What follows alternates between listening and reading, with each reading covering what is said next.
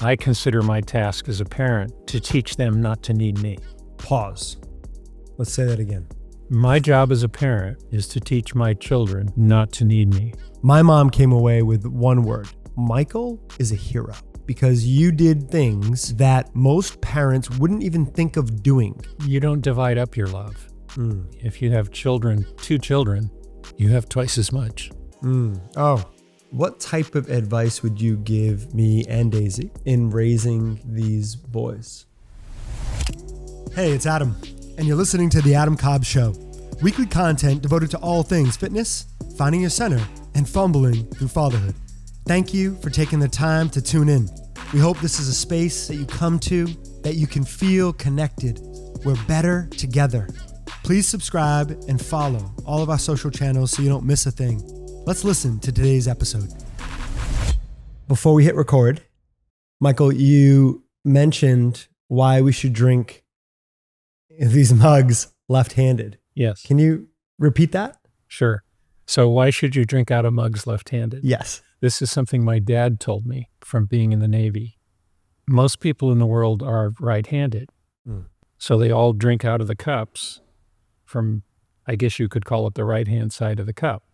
Well, in the Navy, they hung the cups up, I guess, on the wall or a rack or something of that effect, and they weren't always washed very well.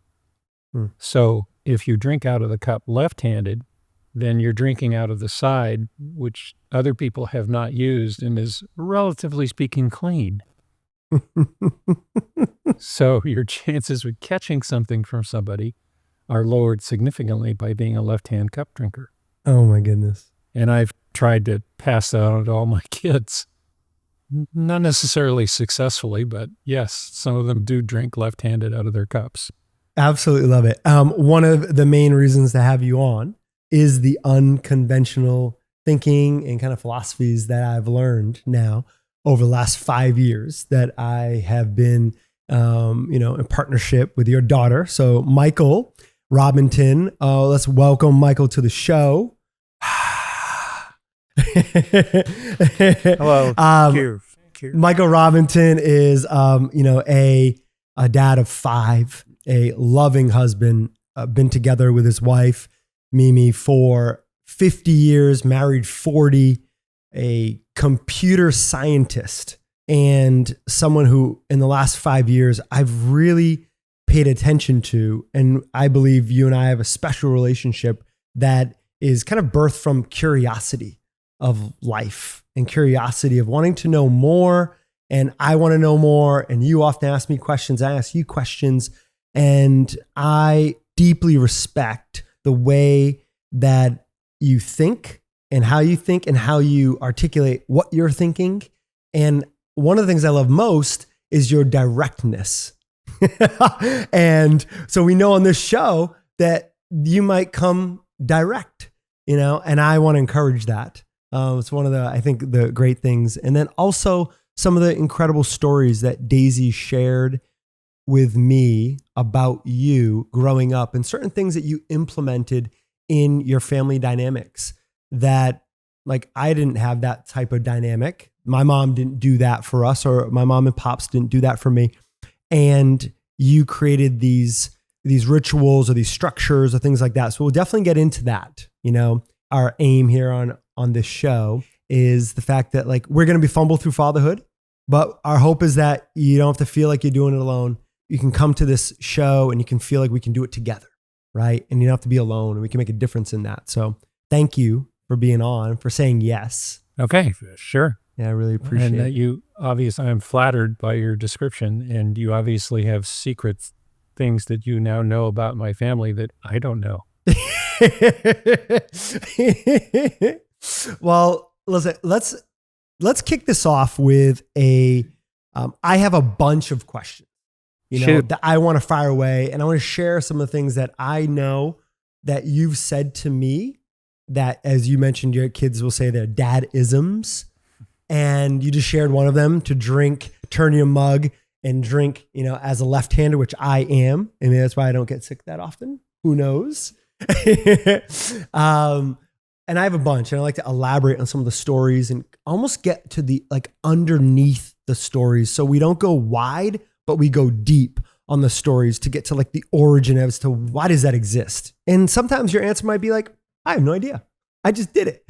But before I kind of fire off these questions, I want to turn to my co-host Al and just hear like, what's a question you have from Michael? So I've been giving this a lot of thought. I've been very excited going into this episode. I think it's very rare that you get to actually sit down with people and hear the wisdom and that they share it, right? And share it in ways that now we can share with so many other people. So one of the things that I was most curious about, Michael, was, you think about your marriage with Mimi and you think about that 40 years and the 5 children, right? I really want to know, how did you stay connected through all those various different children and personalities and experiences and hardships? Like, even if you just isolate to the children, that's almost, a decade's worth of changes, right? So I'm curious how you stay connected with Mimi during that time and on and beyond. I'm not sure there's a long answer for that. I think the short answer is she's the one. She's been my soulmate since I met her, basically. There was just a connection initially. And I'm not sure I can say more about that. I've not questioned or doubted that in all that time. And I mean, it's not that we don't have our disagreements. We certainly do. And we do argue. But we somehow or other always manage to get through it.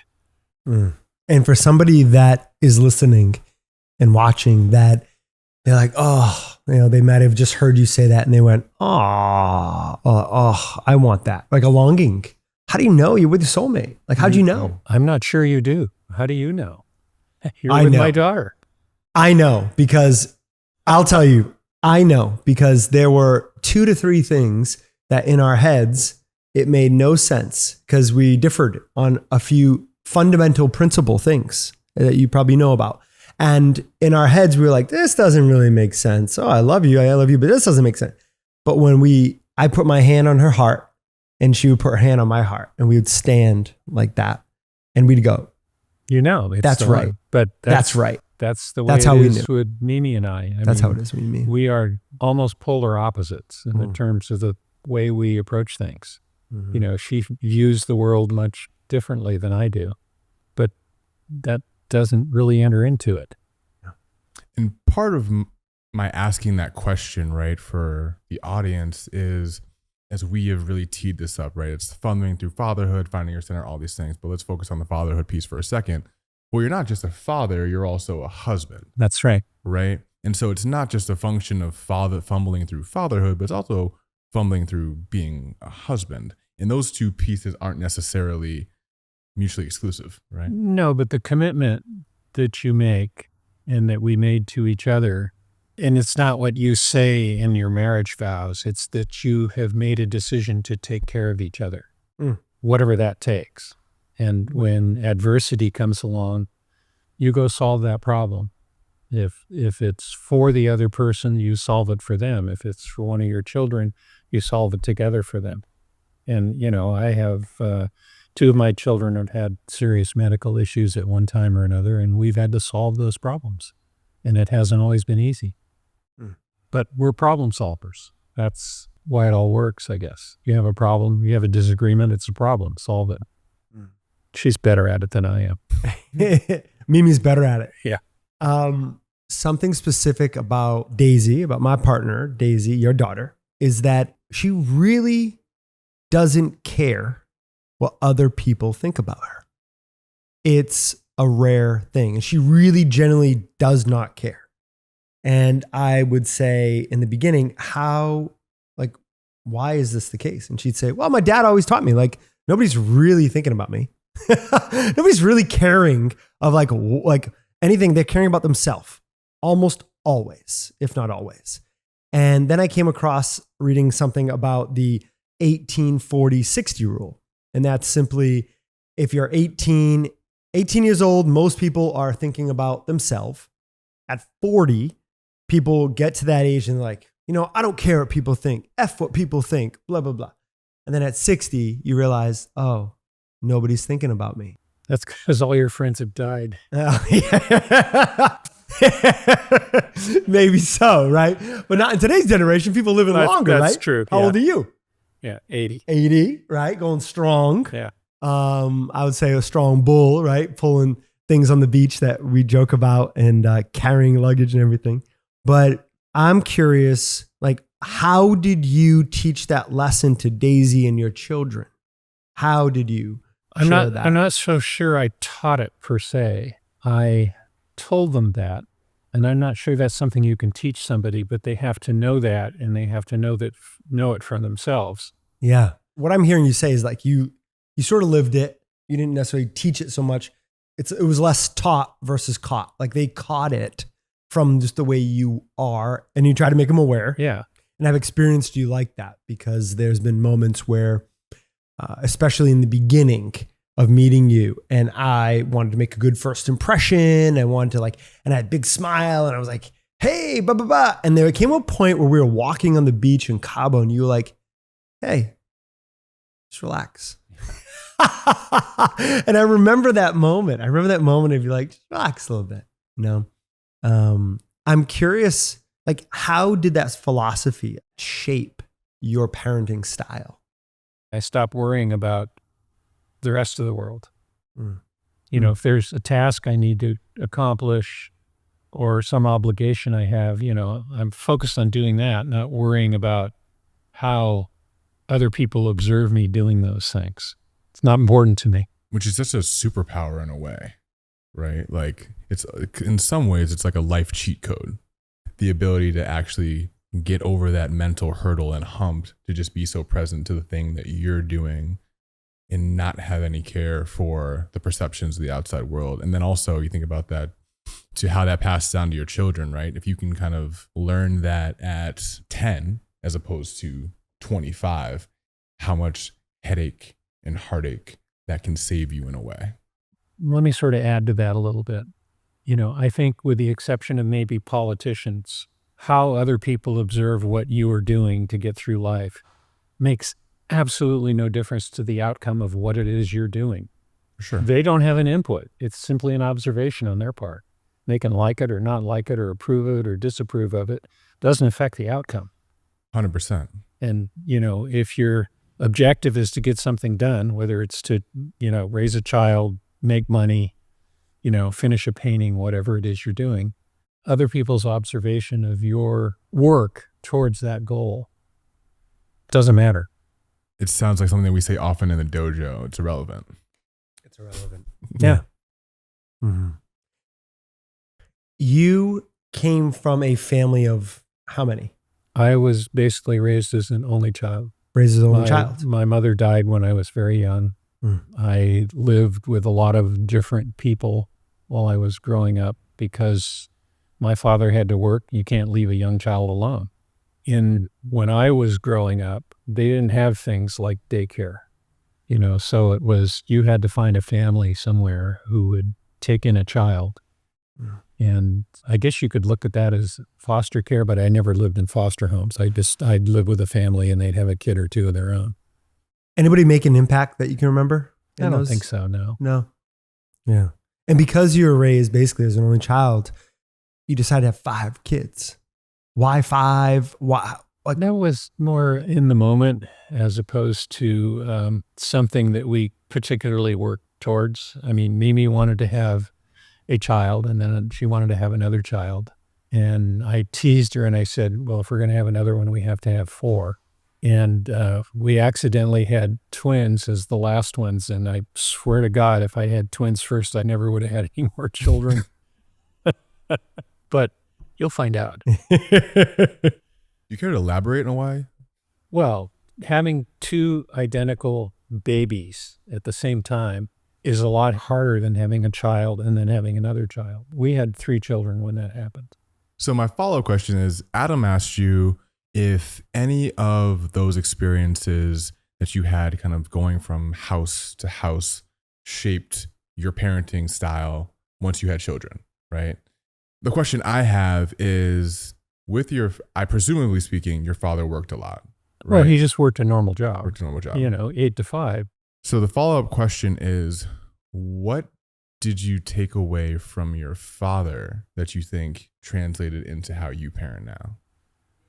I mean, what he did was he took care of me. And I don't know if that imprinted me or not, but that has been my job with my children, is to make sure they're taken care of, but only in the sense that I consider my task as a parent to teach them not to need me.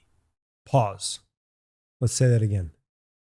My job as a parent is to teach my children not to need me, not to be dependent. When we live in a culture that basically want to, almost like be so important as a parent that like your kid needs you all the time, you early on were like, I want to raise my children so that they don't need me. So they have freedom and they have independence. It's the flip side of being a parachute parent. A parachute parent. Where the parent takes care of all the child's needs. They never learn to take care of themselves, either emotionally or physically. Can you remember an example with one of your children that was probably hard to do, but you knew that it was going to create independence, freedom for them long term? I don't think I really thought of it that way that much. I mean, one of my children is a diabetic. Yeah. And when that diagnosis came, my job was to make her as independent as possible of that disease or sickness or whatever you want to call it. So she didn't need me or Nimi in order to take care of herself. And that is pretty much the opposite of what a lot of people with a child like that do. They want to make sure that they meet that kid's every need so they don't have to take care of themselves, so they don't have to worry about that disease. And to me, that's the wrong approach. The wrong approach is you teach the kid to do it so they don't need you, they can take care of themselves. When my mom came from Massachusetts to spend time with you and your family and everybody in Cabo, 2 of your children out of 5 needed a fair amount of medical need, right? My mom came away with one word, and she was like, Michael is a hero, right? Michael is a hero. And you know why, right? Because you did things that most parents wouldn't even think of doing. And I know that there's people listening that are parents or soon to be parents, that their child will need some sort of medical attention. And you shared a few things around that. And I was hoping that you could go in a little bit more detail as to what you did, what kind of responsibility do you step into where I just think most people wouldn't. And I think it's like a parent listening goes, oh, that's really smart. I could do that in the future. I haven't thought of that. Could you fill in the blank there? First, I don't consider myself heroic to do those things because, you have a kid who needs your help and it's your job to provide it. You brought them into the world. You got to keep them safe until they can take care of themselves. I do hear you. And I'm going to push back because I grew up, as you know, with a single parent mom and a dad that didn't step into that responsibility, a dad that didn't, take that responsibility on.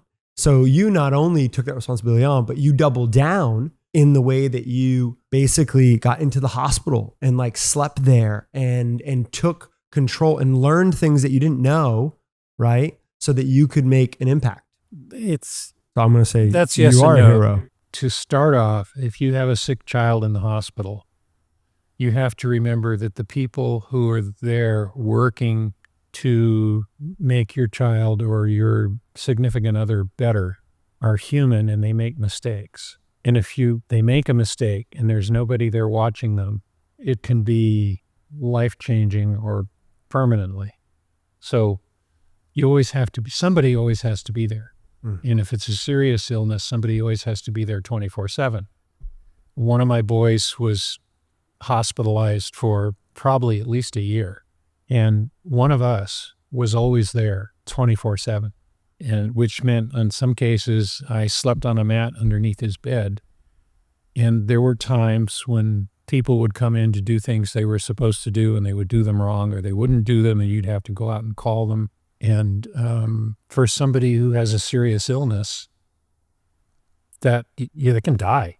you know, so you have to be there. Like right now, my cousin is in the hospital recovering from surgery for cancer, and his daughter and his wife are there. One of them is there 24/7, watching to make sure everything's done right. When everything goes well, it wouldn't have made any difference if they were there or not, except psychologically. Yeah. It's just, as far as I'm concerned, it's part of the responsibility. And if it were to happen again, you know, I would be there. Like your significant other is going to deliver twins, and I will be here as soon as I know she's going to the hospital. And so will Mimi. We'll be down here to help, to make sure everything goes right. Thank you for that.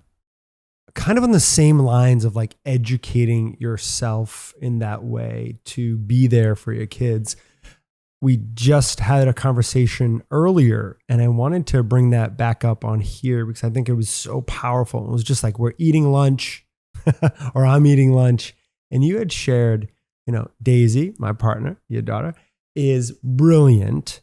And being a scientist that she is, there came a point that you said you started doing something because you wanted to like connect and have conversation. I just wanted you to circle to that. As to like, yeah. Because that's, again, when you're thinking about dads that are listening that want to connect to their kids and they're like, oh, they're just at that age.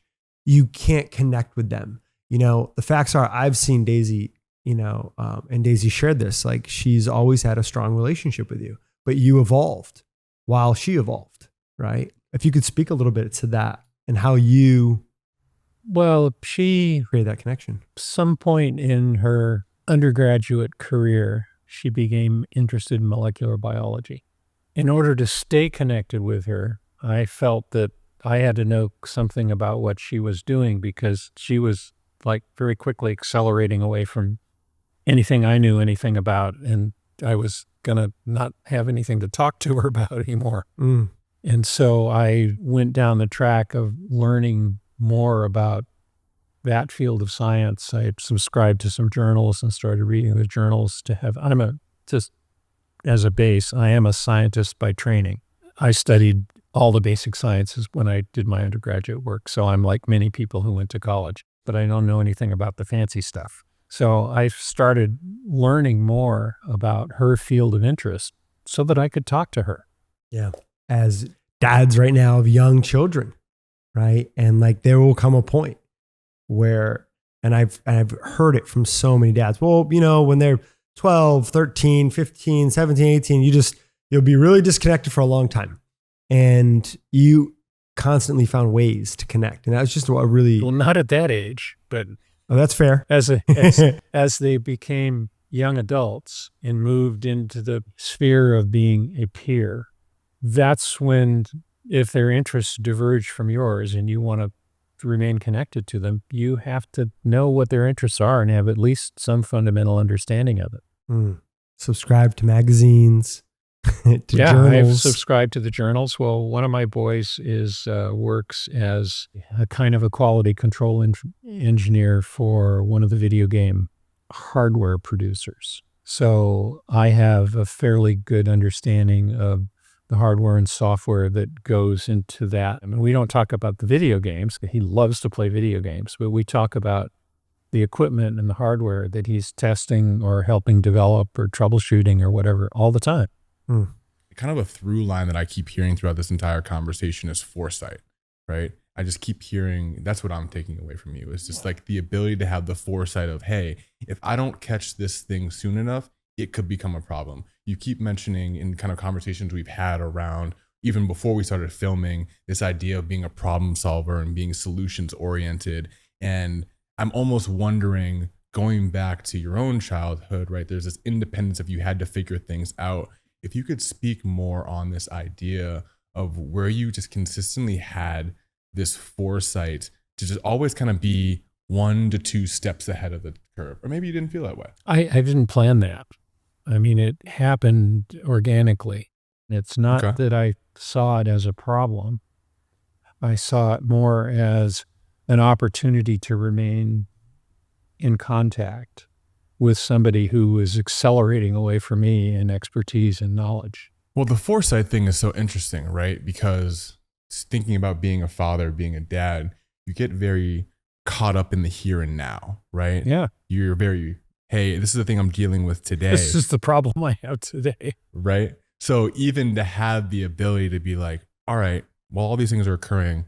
Maybe there's some other things that are important as well. I still think is something that the listening audience is just a good reminder of, right? Think of it more as, instead of taking a step back, taking a step forward to meet what you see coming. You can see the change coming and you can adapt to it, or you can just let it go ahead and you can stay where you are. You can do nothing, or you can be proactive. If you look at that as an opportunity and step up to meet it, then that's the way I've looked at it. I'm not the only one on this life journey. I have a family. So I'm trying to move with that. So as a dad, we haven't really talked about young children much, but you have to adapt to them. They are not going to adapt to you. No way. A kid, starting from the time they're born until they reach that 2 or 3 year olds where they start to become a real person that you can talk to and interact with, they're not interested in you at all. Other than that, you feed them, you hug them, if they cry, you pick them up, make them feel better and so forth. But if it's you that doesn't feel good, they go, "What's the matter, Dad?" "Oh, where's my doll?" That's about as far as it goes. It's entirely a one-way street. Your obligation is to get them to adulthood. Speaking of young children, young babies, the audience knows that, we have twin boys coming. And I would just like to ask you, like, what type of advice would you give me and Daisy, but me specifically as going to be the dad of these boys, in raising these boys? Try not to let your frustrations get the better of you, because they will frustrate you greatly. Yeah. While one of them's opening the cabinet to get something out of it that you don't want them to, and you turn and you say, "No, don't do that." The other one, while you're not watching, will do exactly the same thing. And they've got you.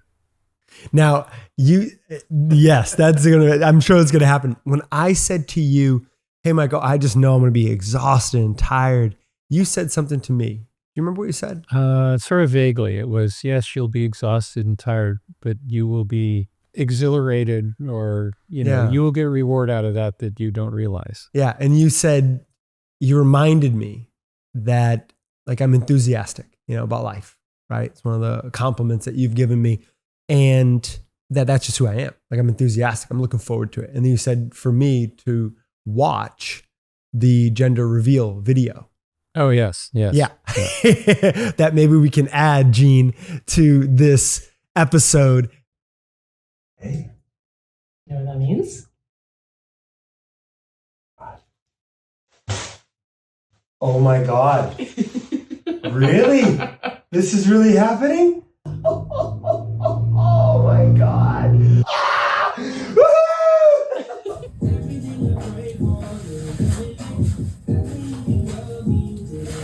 I told you. I told you. I told you. Yes.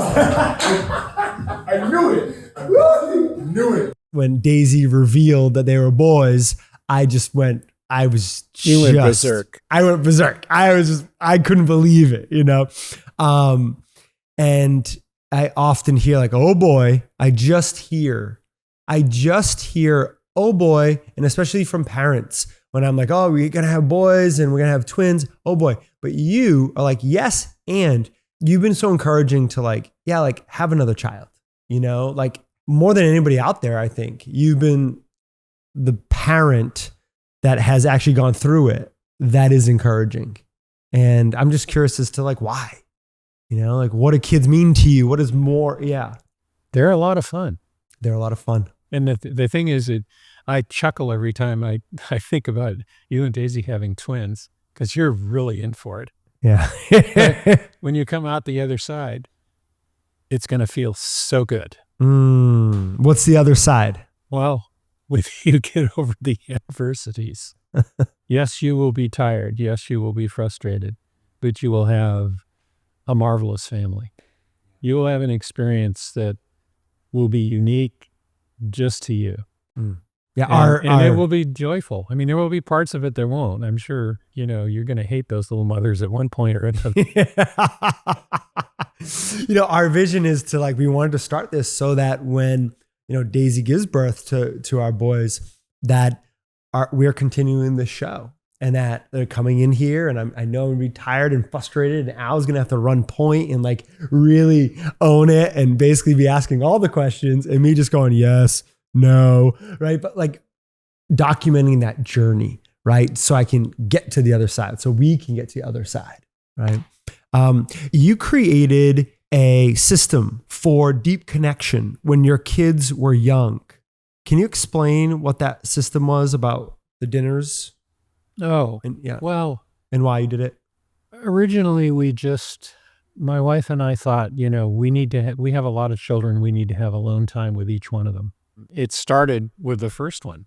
When Lily was born, we went to our first gathering, which was a party at a friend's house when she was 4 days old. We would go out to dinner and take her with us. And at some point we had babysitters, because there's a point at which you can't get a kid to sit still. So there's a little window of time in there where you don't want to be doing that. But when she was old enough and when the other ones became old enough, a child went out to dinner with us once a month for a child. As there were more children that got spaced out more, but they would begin to look forward to that one-on-one time with us. It's not like you take them all out, because then it's just like at home, except somebody else brings the food. When you take them out on a one-on-one basis, you are interacting with them in that environment. And at the same time, you're teaching them to appreciate the dining experience that you're having, even though they don't realize it at the time. But they're, you eat what they eat. You're not ordering special kid food for them. If you order something nice off the menu, they get some of that or they go hungry, So usually they're hungry, so eventually they learn to eat it. So after a period of time, the kids start to look forward to that because that is their special time. We didn't plan the side effects of that, but one of the side effects of that was as they got old enough to start to date, they would go out with people, and if those people didn't have enough refinement to appreciate the finer things, they didn't go out with them anymore. Mm-hmm. So that kind of narrowed down the pool of folks that they would look at, and there definitely weren't any lowlifes in there. Incredible. They filtered themselves out quite easily. Yeah. One of my fears in even having a second child, never mind a second and a third, as I shared with you, was that I, as an only child, my mom just gave me all the love and I felt very loved. And I've been trying to do that with Scarlett, our daughter. And you kept insisting yeah, just have more. And I was like, oh, but how can I love them all? And that's just one practical way to go, hey, if you take one of your kids out and then you alternate and you eat and you give them a special moment. It's a way to make each one outside of, 2 to 3 to 4 to 5 kids that you had, help each one feel special. Yeah, but I can expand on that. You're worried about loving them. You don't divide up your love. Okay. If you have 2 children, you have twice as much. Oh. Okay. You don't divide it up 3 ways because you have a wife and 2 kids. Do you love your wife or your daughter any more or less? See what I mean? Yeah, more. You got the answer right there. Yeah, maybe more. Yeah. What'd that do to your heart? So you have another kid? That's just more love. Yeah, more love. There's an expansion that occurs there, right? As somebody who has 3 kids, right? It just multiplies, right? You got 3 kids, right? Exactly. So you just constantly find this next level of love that you reach. And Scarlett has you wrapped around her fingers. 100%. Yeah. Don't tell her. That will change with 2 more children. Yeah. Yeah. As you have learned lessons over the years, right, about your parenting, kind of in your parenting journey, I'm curious if there's anything that you want to share with Al or I around advice that you'd give us as we're stepping into, 3 kids here that are relatively young, and of course 3 kids soon that'll all be young. Well, it's more about myself, which would be about yourselves rather than the children so much. Is don't be afraid to change how you look at things, because as you learn how these relationships develop, you sometimes have to make changes in the way you think about things. You know, I don't have, for instance, a transgender child or something like that, but I can imagine that it would be difficult. You have to accept the child that you have. Yeah. You know, and that's part of, I mean, I guess you could say in a way, if your child gets sick, you're accepting the fact that you have a sick child and you've got to fix that problem. You know, and it isn't always necessarily a problem. I mean, your kids are going to have interests which are going to be divergent from your own. You know, embrace that. Can you leave us with any other dadisms? I know you always say they don't eat much. Can you describe they don't eat much, what that saying means? Because I now say it, right? I say it. Yeah. Yeah. If there's a bug buzzing around and it's bothering somebody, and you can they don't eat much. Don't worry about the bug. Yeah. Don't worry about the small stuff. Yeah. That's basically what it is. That's what it is, right? I had a little kind of like bug land in my coffee, and Daisy saw it, and it was little, and I looked at it, and it was hot coffee, so it instantly died, right? And I looked and I went, they don't eat much, and I just kept drinking it, but I love that. It's a nice metaphorical way to say, hey, like, don't sweat the small stuff, right? Can't micromanage. You can't worry about the little stuff. You just have to sort of go with the flow and do your best as a parent to direct it in a positive direction. Any questions for us? No, you warned me out. Yes. Do you feel intimidated by your children at one point or another? I'll take that one first. And the answer is yes. I thought so. And the intimidation comes from, and this kind of goes back to Adam's question, but they really make me look at myself. Like, it's not intimidation because there's small people running around my house. It's intimidation because I am constantly forced to have to evaluate myself on so many different levels in interacting with how I show up, how I interact with them, how I interact with my wife, right? How I interact with the world. And so they intimidate me because I'm constantly having to be like, wow, I didn't know that about myself today. And I have to think about that. It's just there's a lot of these beautiful moments, but there's also a lot of these kind of gut check moments as well too. Yep. Adam? Yeah. I think it was like literally from like 0 to about 9 months. I was so frustrated because I was trying to be so present to her, and Didn't matter. she just like screamed for mom, right? And I was like, hold on, like, I'm trying to be the thing that like I didn't have growing up, and like, you don't get this. And we had a conversation about that. Like, why doesn't Scarlett get that? Like I'm the most present dad, all these things. And then I started, like, I bought knee pads, and I was on the ground with her, and I started getting down to her level, and I stopped rushing her, like, how are you, honey? And I just kind of stopped and like paused, and one of my friends related this is really silly, but he was like, remember when you were single, Adam? If you really wanted somebody, did you like run up to her and like get in her face? No, you played it cool. You sat back. You let them come to you. And I was like, that's a really weird thing to make that type of relationship to my daughter, but it was true. All of a sudden I stopped, and I still can fall back to it. She can still get to me. I can still get super irritated and moody. But for the most part, I've learned how to sit back and let her come to me, and that really works. We remember what we talked about earlier, that these little people only really care about themselves. Yeah. As they mature, they care more and more and more about you, but they really only care about themselves.